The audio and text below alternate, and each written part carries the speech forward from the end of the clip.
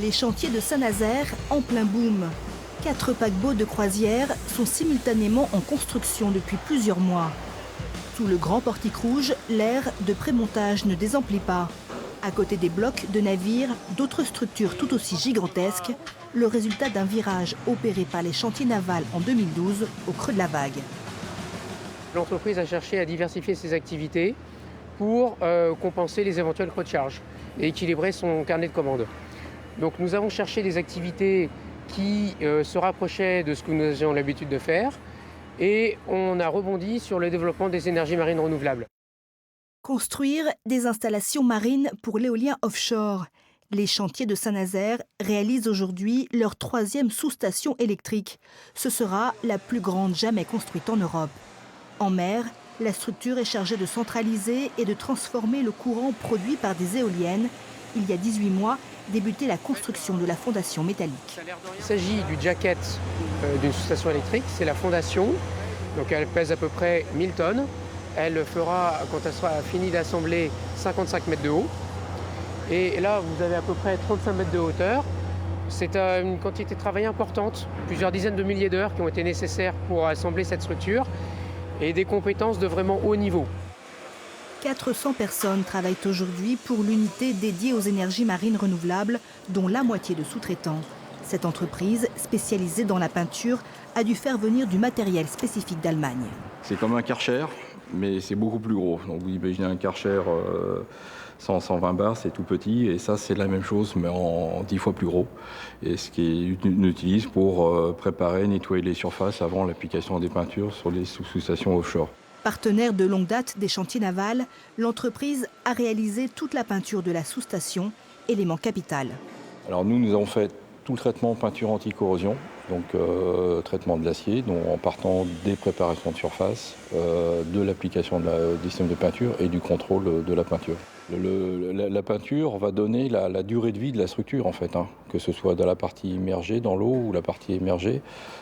Donc pour les clients en offshore, c'est très important. La sous-station a son rôle de production d'électricité, mais la structure dans laquelle elle est posée doit vivre la durée du projet. Une sous-station installée en mer pour 25 ans.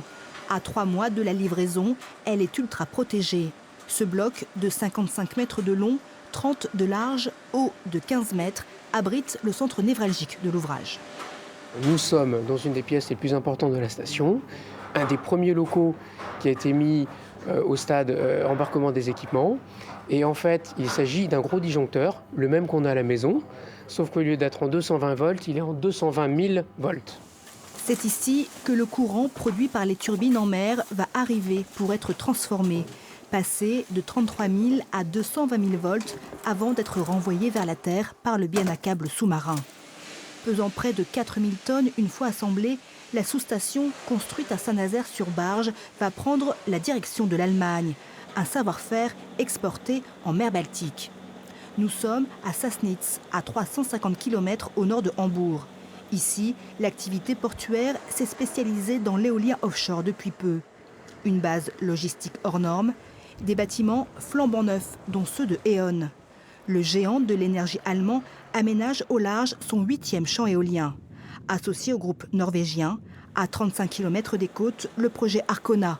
Et au centre des installations, la sous-station électrique construite à Saint-Nazaire. Ça va avoir 60 turbines avec une capacité de 385 MW. Et cette capacité va produire de l'électricité pour 400 000 maisons en Allemagne. L'installation en mer a débuté en 2016. Les fondations des éoliennes ont été enfoncées dans le sol. Mâts et pales seront montés courant 2018. Coût du projet allemand, 1,2 milliard d'euros.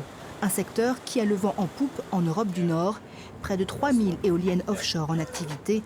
Un marché sur lequel l'industriel français aimerait peser. On est très actif sur le marché européen et pas simplement français. On attend le marché français, mais on est actif sur le marché européen, donc avec déjà ce projet ici en mer Baltique pour E.ON en Allemagne et aussi le projet en Belgique avec Rentel qui doit être livré aussi en début d'année prochaine. Donc on travaille beaucoup pour continuer cette activité et faire perdurer les emplois qu'on a créés à Saint-Nazaire. Les chantiers STX ont investi 20 millions d'euros pour développer l'éolien offshore.